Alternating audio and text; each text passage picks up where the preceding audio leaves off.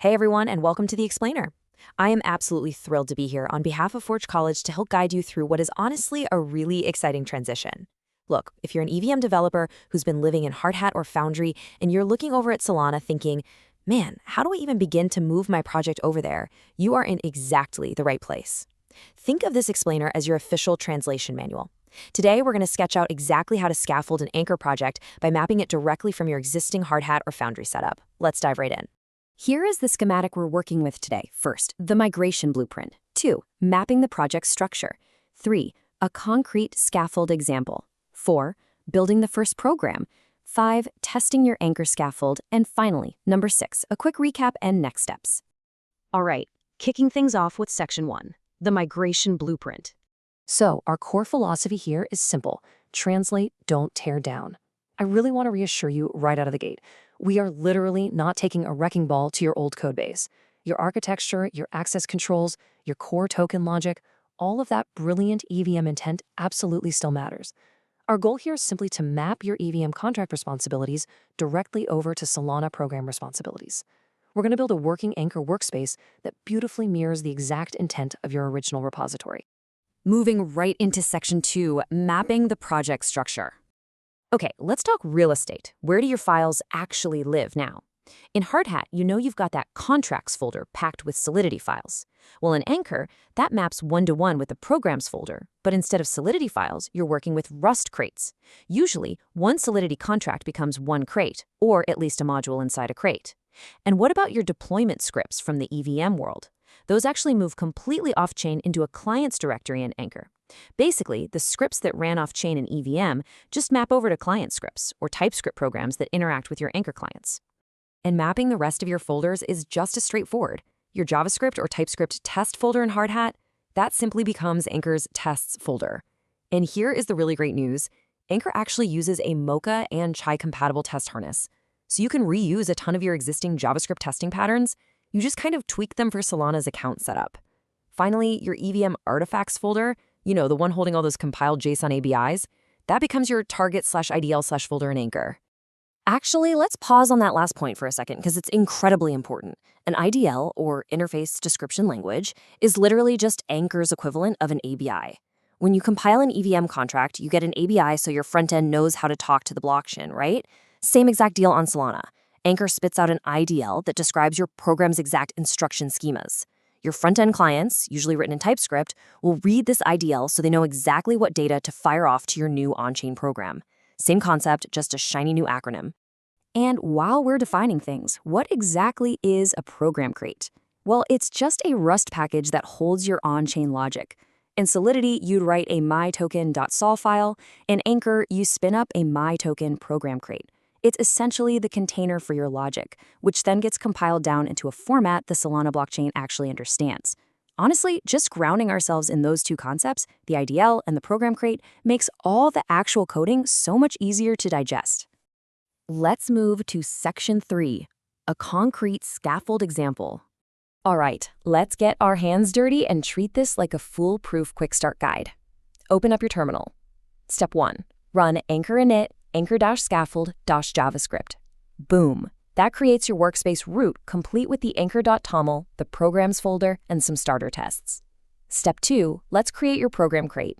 Say we're porting over a token contract. You just create a mytoken crate right inside that program's directory. Step 3, we drop a super minimal TypeScript test skeleton into our tests folder. This test should literally just attempt to initialize the program. Nothing fancy. And that brings me to a golden rule I really want to hammer home today. Mirror interface intent rather than attempting a full logic port right off the bat. When you are making this first pass, do not, and I mean do not, try to port every single Solidity function line by line. Don't try to migrate all your crazy complex token math today. We literally just want the skeleton to stand up on its own. We want to prove that we can compile it, deploy it locally, and run one basic test. Save the heavy logic for tomorrow. Secure the quick win today. Section 4. Building the first program. If you're coming from the EVM ecosystem, you know that hardhat.config.js is the undisputed brain of your workspace. Well, meet the new brain, anchor.toml.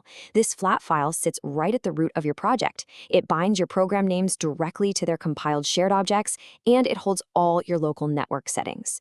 It's basically telling Anchor, hey, when I say localnet, here's the specific cluster I'm talking about, and here is the exact wallet key pair you need to use. It is the absolute anchor, pun totally intended, of your entire workspace configuration. And sitting right beside it, tucked inside your specific program crate, is cargo.toml. Since we're writing in Rust now, Cargo is our package manager. This file dictates your Rust build behavior and lists all your dependencies for BPF compilation, BPF just being the specific bytecode format that Solana uses under the hood. The absolute most important dependency you're going to drop in here is anchorlang. That's the library that gives you all the magical macros and tools that make anchors so incredibly powerful to work with. Section 5. Testing your Anchor scaffold. All right, the moment of truth, the big question hanging in the air, does this scaffold actually work? Can we take this from a handful of text files to a living, breathing program running on a local blockchain? Let's find out. Here is your rapid-fire combo to pull off that first local deploy. First up, you run Solana test validator-reset. That command spins up a local Solana blockchain right there on your machine, and that -reset flag guarantees you're starting with a completely clean slate. Second, open a new terminal tab and run Anchor build. That compiles all your Rust code. And finally, hit it with Anchor test. That fires off your Mocha and Chai TypeScript tests directly against your fresh local blockchain. But how do you know it really worked? Well, you've got to look for these 3 visual success checks. Number 1, peek into your target/deploy folder. Do you see a mytoken.so file sitting there? That .so file is your compiled program. Number 2, check target/idl/.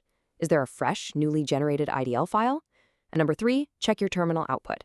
Did your TypeScript test print out a transaction signature and finish up without any nasty assertion errors? If you hit all 3 of those marks, your scaffold is rock solid. You have officially bridged the gap. Wrapping things up with Section 6. Recap and next steps. Look, if you take away absolutely nothing else from this explainer, please lock in these 3 principles. First, scaffold minimally. Do not overcomplicate your first pass. Second, validate the build loop.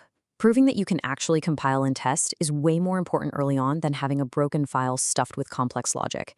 And third, preserve your test intent over full logic porting. Map your EVM assertions about balances and access controls straight into Solana account state checks. All right, I'm going to leave you with one final thought to chew on. Your scaffold is built. You mapped it perfectly from EVM to Solana, and it's passing tests locally. But is it ready for continuous integration? How do you wire this whole thing up so it builds flawlessly in an automated pipeline every single time? Figuring that out is the next massive step in your Web3 journey. To explore how to integrate your shiny new toolchain with CI workflows and to dive way deeper into all things blockchain development, you've got to check out forge.college. It has been an absolute blast walking through this engineering blueprint with you today on behalf of Forge College. Happy building out there, and I will catch you in the next explainer.